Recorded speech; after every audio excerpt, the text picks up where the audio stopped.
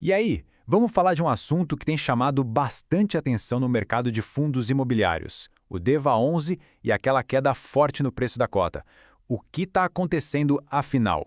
Bom, para descobrir, a gente vai fazer um mergulho fundo no relatório gerencial do próprio fundo.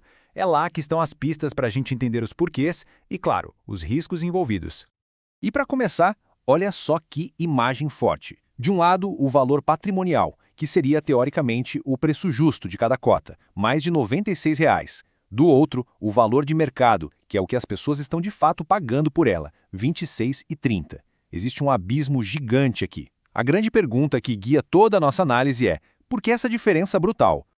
Ok, para desvendar esse mistério, a gente precisa seguir as pistas. E a primeira delas, a mais óbvia, está no desempenho recente do fundo. Mais especificamente, no dinheiro que ele tem colocado no bolso dos cotistas. E essa linha do tempo aqui já nos diz muita coisa. Se a gente olhar as distribuições, ou seja, os dividendos pagos por cota, a gente vê que vinha ali numa certa estabilidade, até que a partir de julho acontece uma queda bem visível. Esse é o nosso primeiro grande sinal de alerta. Alguma coisa mudou na capacidade do fundo de gerar caixa. Certo, os pagamentos caíram. Mas por quê? Para entender a causa raiz, a gente precisa abrir o capô do fundo e olhar o que tem lá dentro. A resposta está na composição da carteira de investimentos dele.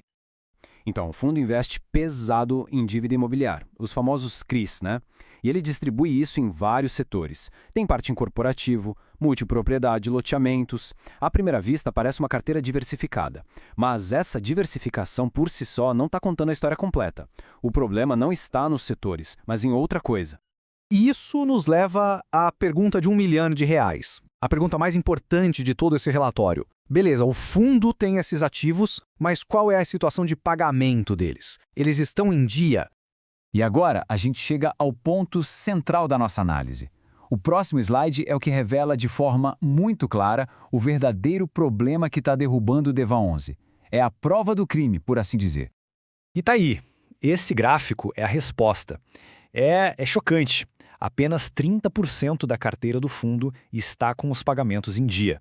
O resto, quase 70%, não está gerando o caixa esperado. E a fatia maior, impressionante 60,8%, está em carência de juros.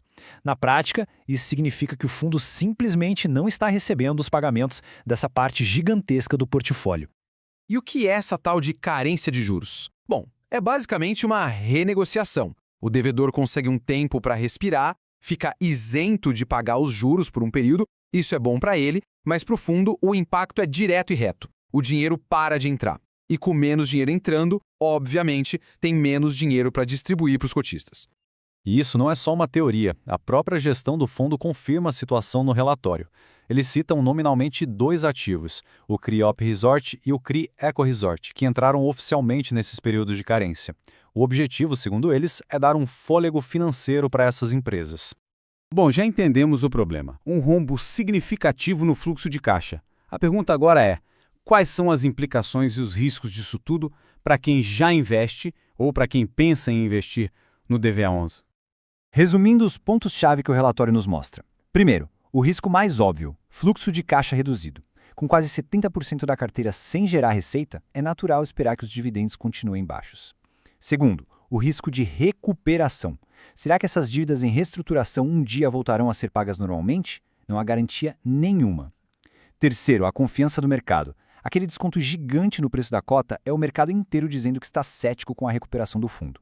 E por último, uma incerteza de longo prazo. Ninguém sabe quando e se essa situação vai se normalizar. No final das contas, toda essa análise nos leva a esta pergunta fundamental. Com mais de 60% dos ativos do fundo passando por uma reestruturação complexa, será que é possível recompensa de comprar uma cota a um preço tão baixo compensa o risco enorme que está por trás? Com base nos dados do próprio fundo, a resposta a essa pergunta é o que vai definir se o DEVA11 é uma oportunidade de ouro ou uma verdadeira armadilha.